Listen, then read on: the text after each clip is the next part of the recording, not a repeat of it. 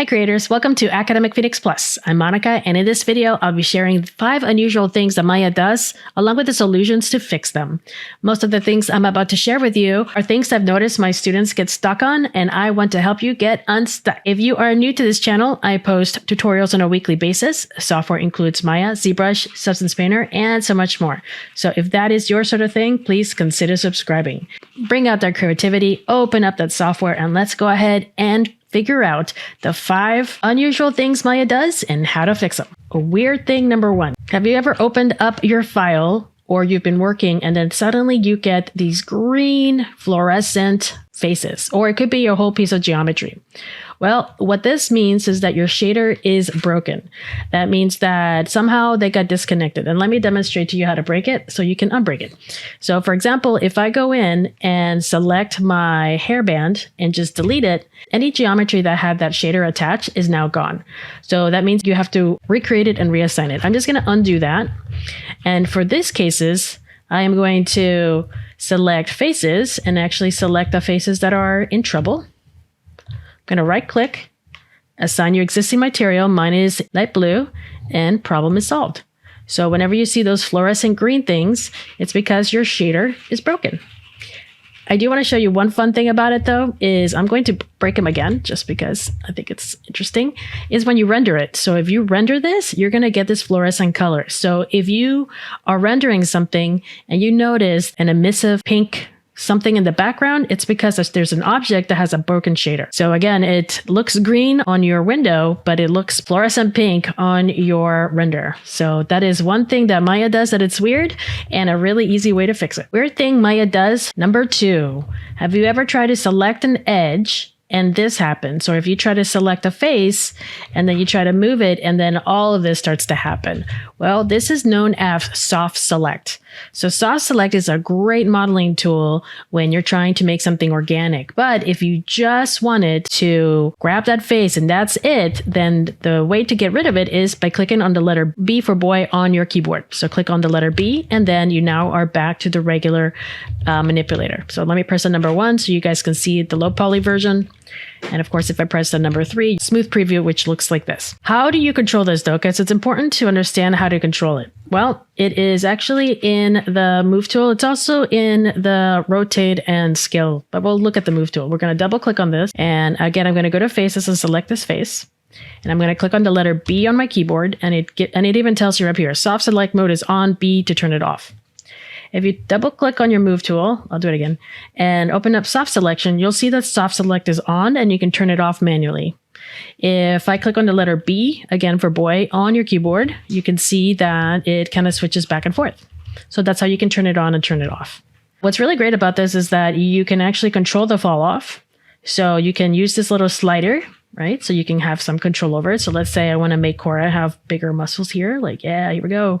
It's really easy. Then instead of selecting every single face and move it, it uses a gradient to move vertices. So it's a lot more organic. Here's a shortcut though, because who wants to go in here and manipulate things? If you click on the letter B on your keyboard, middle mouse and drag, you can control the fall off with this circle. You see that little fall off that looks like a paintbrush? B, middle mouse and drag. So you can actually control it. The bigger it is, the more it manipulates. A lot of people use them for blend shapes. So let me go ahead and duplicate this. It's going to look a little weird because she's not going to have eyes, but people use this to grab, let's say, a vertice. Control B, middle mouse and drag, and then you can quickly create blend shapes with this. Okay, so there she is. Now she looks angry, especially with no eyes. That's weird thing number 2. Let's go to weird thing number 3, which is your workspace.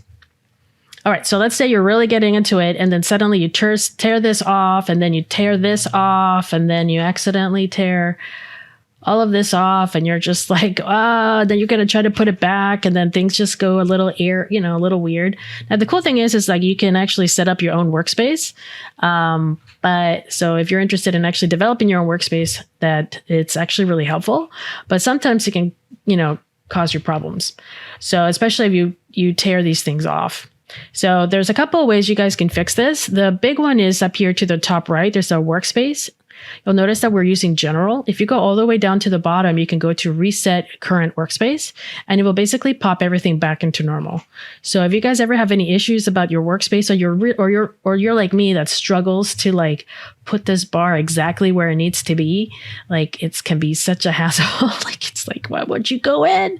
And then everything's all messed up. Just go to up at the top, reset workspace, and it works for all the workspaces. So if you have a modeling, XGen, rigging, anything like that, UV mapping, you can always reset your settings. Now, sometimes buttons disappear, these things disappear, and a real challenge on what's going on with Maya I can't figure out. I have a video tutorial just for you, which is about how to reset Maya to factory settings. So remember that day where you double clicked on Maya for the first time and it opened up and everything was working perfectly? Well, that video tutorial, I'm going to put a link above, which will help you how to reset your Maya settings so that it goes back to factory settings. I've used it all the time. About a month ago, I reset my settings again because I was like, I don't know what I did. I pressed 1,000 buttons and something broke.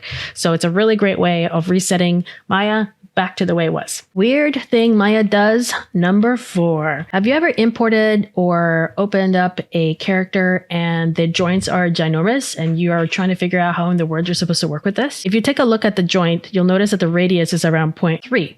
So this is all depending on how big your character is versus the grid and of course the size of the joint. So you can go into the radius of the joint and change it to, let's say, a 0.2.